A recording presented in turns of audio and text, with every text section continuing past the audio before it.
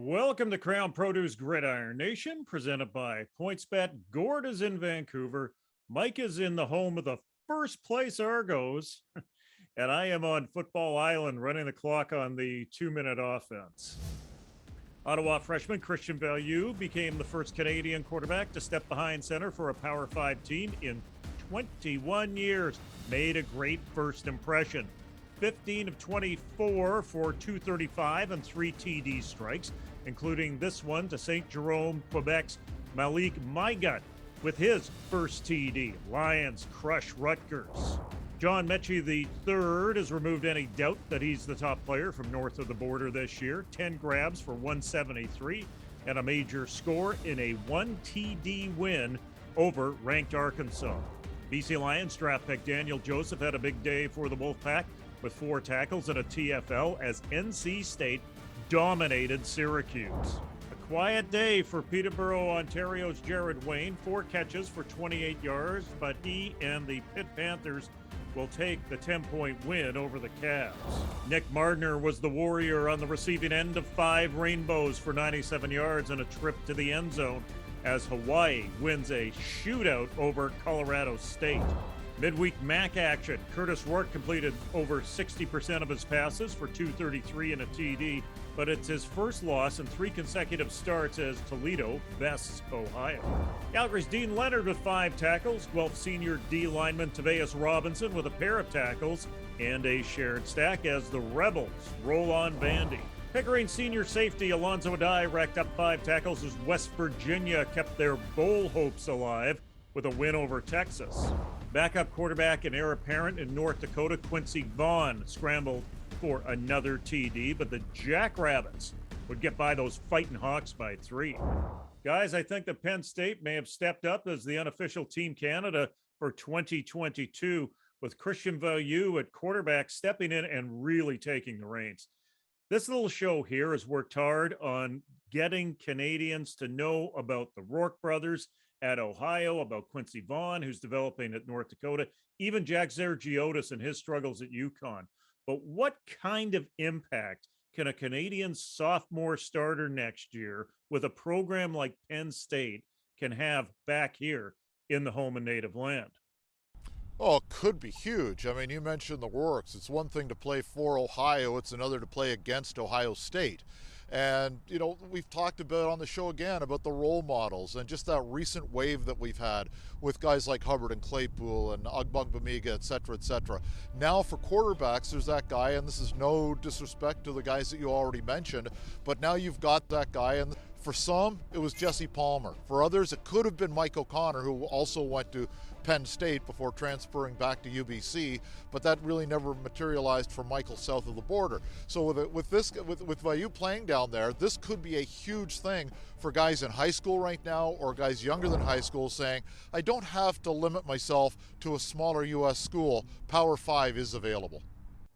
Yeah, I agree, Mike, and you mentioned the name already, but if he gets the starting job next year, he'd be the first Power 5 starting quarterback from Canada since Jesse Palmer, and that was 20 plus years ago now. So a huge step potentially for Canadian quarterbacks here. And the good news for him is that, you know, Sean Clifford's scheduled to graduate after this year, although I think COVID makes those things a little bit murky, so he may or may not leave. But the fact that Value is clearly the next in line, and guys, I thought he actually played pretty well given his first action here too. So he appears to be in a good position here, so long as James Franklin doesn't leave, because if we remember, that's what happened to Michael O'Connor when he was down at Penn State, is that he was in line and then Bill O'Brien left for the NFL. So hopefully nothing shakes up and Value is actually able to follow through on the promise he showed this weekend, because you're right, guys, it could be huge. Quarterback is the most specialized position to develop in the prep ranks. Value already made headlines as being the first Canadian invited to the Elite 11, which is a huge quarterback training ground. And so hopefully this opens the door for more Canadians to follow. But with that, combined with Nathan Rourke's performance in the CFL this week, guys, I've never been as optimistic about the Canadian quarterbacks as I am right now.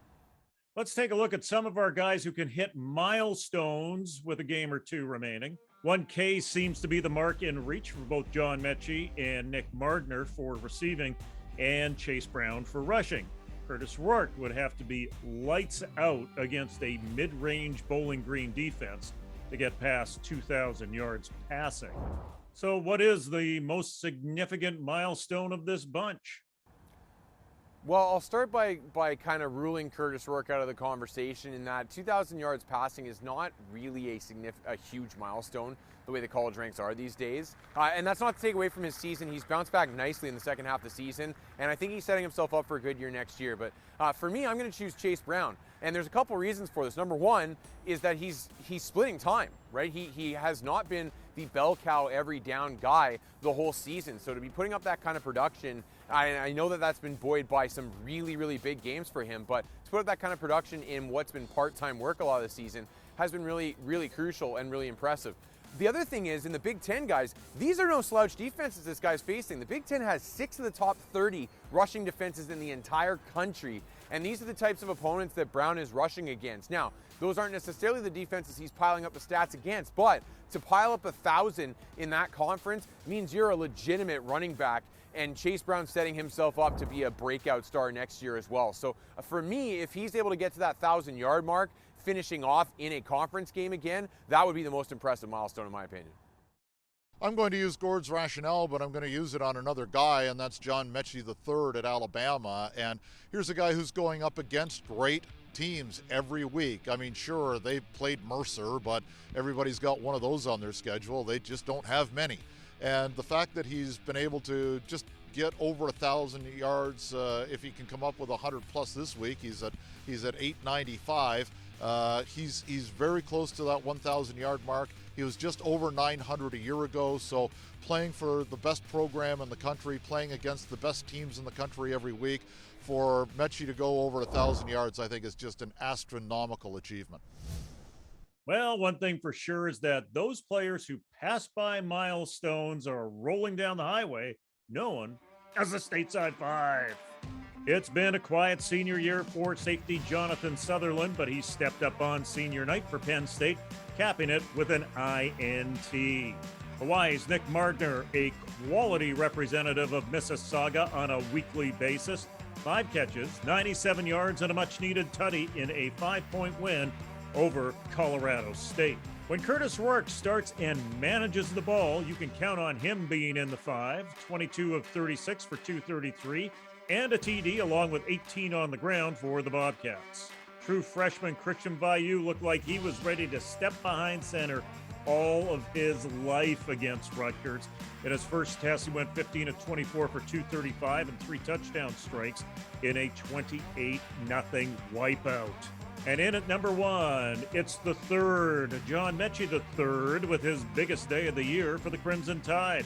10 receptions for 173 and a TD, leading Alabama's receiving core one chunk at a time. Coming up, and then there were 4.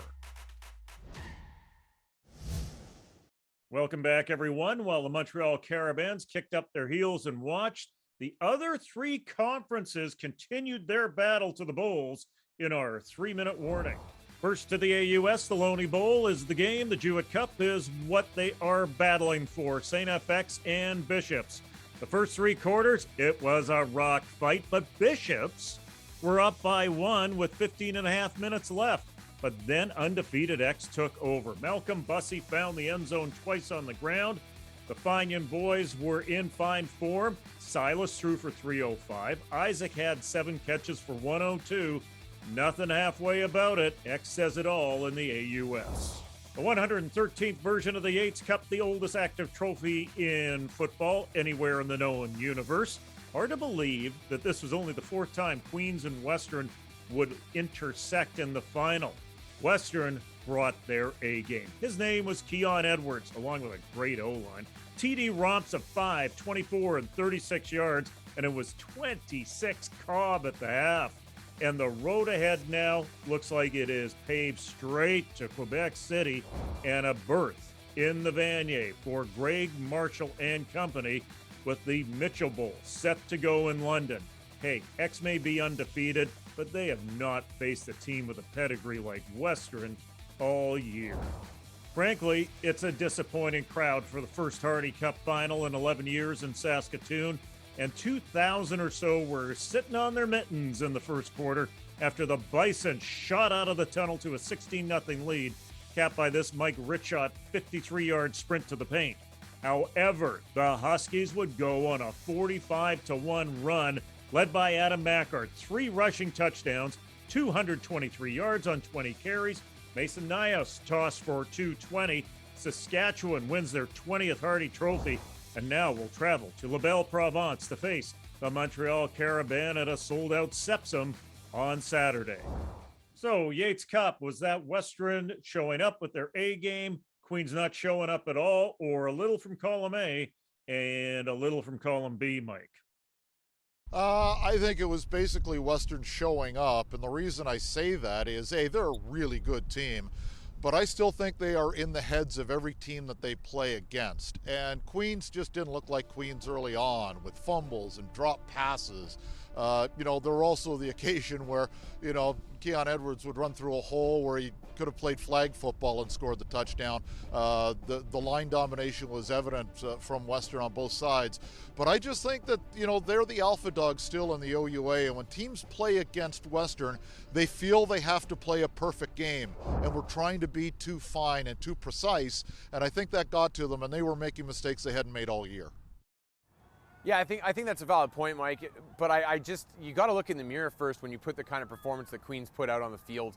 And, not to take credit away from Western, but I guess I am going to take a little bit away from them in that, if you look at what Queens was doing, dropped passes, fumbles, cheap penalties, this looked like week 1 football. It looked like a team that was, you're right, trying too hard right from the get-go, and then in front of their home crowd feeling the pressure to get back in it and just pressing. And one thing that we haven't mentioned the latter half of the season because they've been rolling is that Queens is a very young team. They didn't bring back a lot of the upper year guys for so-called victory laps this year like a more experienced team like Western did. So they struggle with youth in this game more so than they have for most of the season. And so unfortunately, I got to look at the home team because that was not championship caliber football, guys. Cord, is there any way that after that solid finish from Saskatchewan in those last 3 quarters that the lack of a bye week may be of some benefit to them? Yeah, momentum certainly has some level of value, and you could potentially argue that. The flip side of it, though, is that those sore bodies at this time of year could probably use that time off in a lot of cases. But I know, even though you're this deep in the playoffs, all the momentum is positive. You kind of want things to progress a little bit when you get this late into the season. So I think if I were within that locker room as the Saskatchewan Huskies, I would probably be pretty philosophical about just continuing on your regular schedule and liking just keeping that routine going. But certainly the momentum is going to carry forward from this week. They were absolutely dominant in the latter 3 quarters of that game. And I talked about their rushing attack being a key if Manitoba was going to pull off an upset. Well, Adam Mackart went off for almost 240 yards himself. So it wasn't going to be close when that happened, and it wasn't. So I'm really excited to see this because it's going to be a barn burner of a game. I think Saskatchewan's got a legit shot, as I said last week. And so that's where I'm going to be tuned in during the 2 semifinals this year.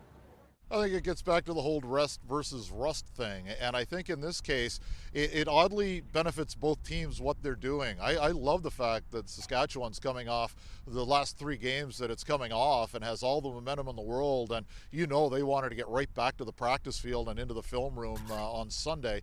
And when you look at it from Montreal's perspective, don't forget they played 2 more games this year than Saskatchewan did. And I think the bodies really did need the rest. So in a weird way, the way the schedule set up, I really think that rest versus rust, in this case, it works well for both teams.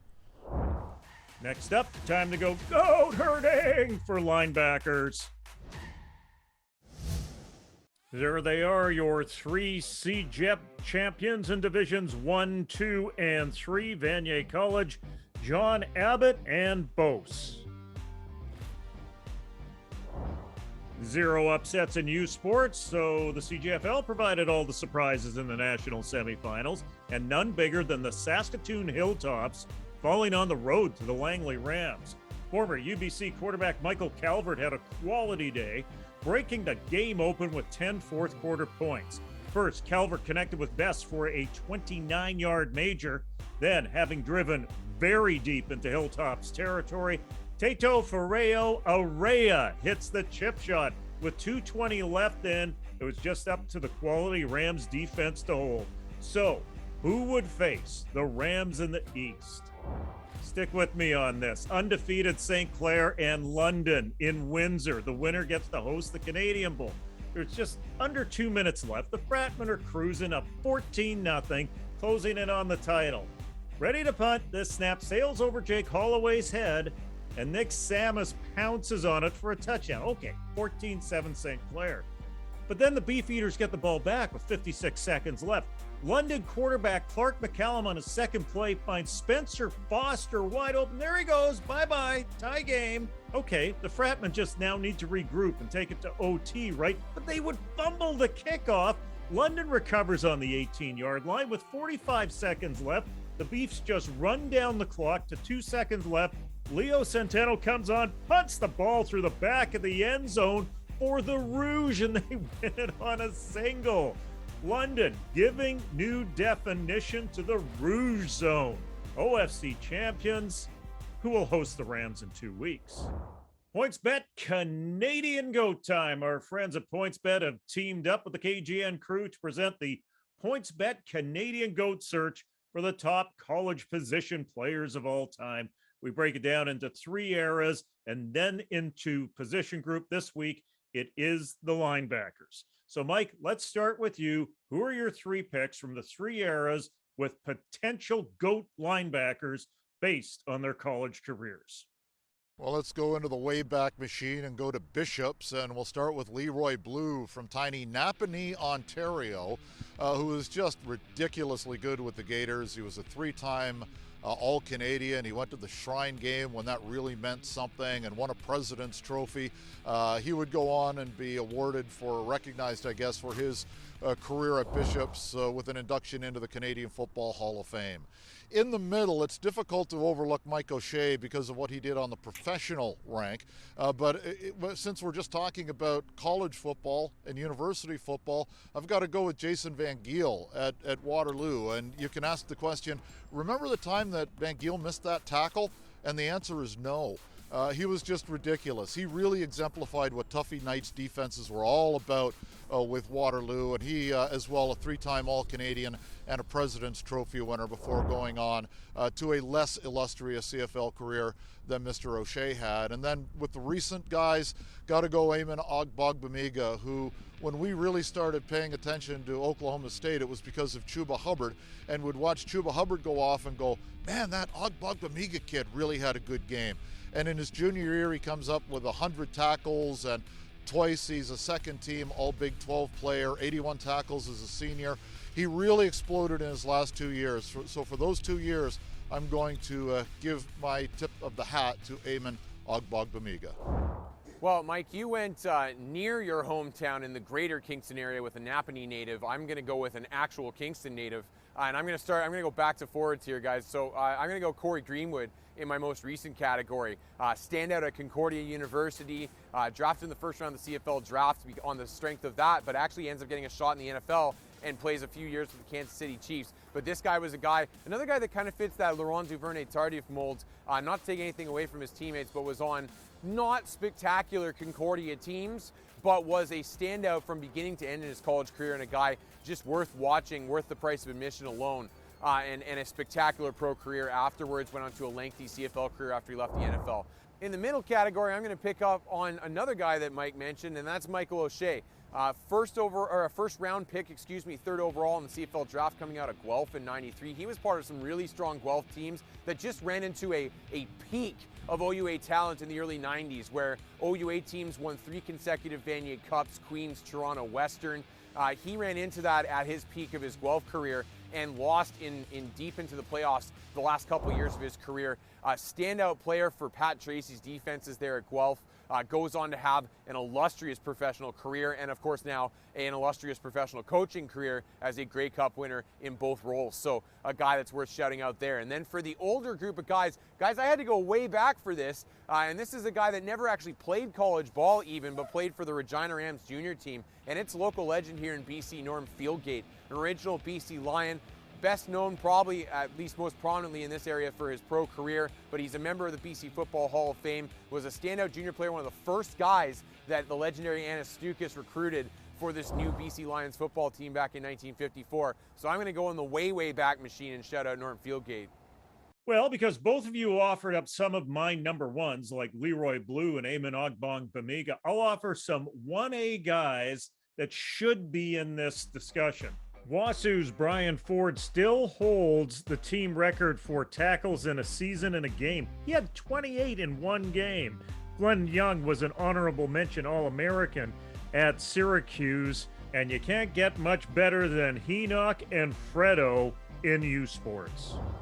So here's the groups from the three eras, from the foundational group pre-1991, the next gen group from 91 to 2005, and the linebacker now group from post 2005. As always, vote and vote often on our PointsBet Great Canadian Goat search over on Twitter at KGN on TSN. Coming up, it's our fearless NCAA picks. Okay, NCAA pick time. You gotta be fearless. Go out on a limb. Are you gonna be fearless, Gord? Hey, fearless you want and fearless you'll get. I'm going upset special here. The Hawaii Warriors are on the road in beautiful Laramie, Wyoming this weekend to take on the Cowboys. They're about 10-point dogs last I looked. Now, the stakes in this game for Hawaii are huge, and it brings up a little bit of a unique wrinkle for the Hawaii Warriors because of an NCAA rule, they are allowed to play a 13th regular season game. It's a special rule that only applies to Hawaii. And in that situation, instead of the golden bar being 6-6 for a 500 record to be bowl eligible, they get the ability to go 6-7 and still be bowl eligible, and because of tie-ins, will host the Hawaii Bowl. But they have to win this weekend, coming in at 5-7. So Nick Martiner and crew need to put up a big-time effort against a Wyoming team that has had a pretty solid season, sitting at 7-4 right now. So they're going to have to go in and play their best game of the season in order to become bowl eligible. Because of that level of motivation, I think they'll do it, or at least keep it tight. So I'm going to take the Warriors plus the 10 there. Hey, you mock our records. I had Rudy Rudiger's ghost, even though he's still alive, come up and give me the win last week with Notre Dame. And I'm going to press my luck by going with Wake Forest against Boston College. And the Demon Deacons giving up a lot of points in terms of the point spread, but points is what they're all about. They've lost 2 of their last 3, yet they've scored 82 points in the 2 losses. They have just been really consistent offensively, and they're taking on a Boston College team that really has struggled in a couple of games to score points. Gord was a big fan of that overtime win over Syracuse by Wake Forest, where they scored a ton. Well, you look at Boston College, they were single digits against the Orange. So I'm going to go with Wake Forest in this one, and it's a lot of points to give, but I think they're going to score a lot. For our dedicated and enthusiastic sponsors, Crown Produce and PointsBet, this is Jim Mullins saying, let's get out to the game.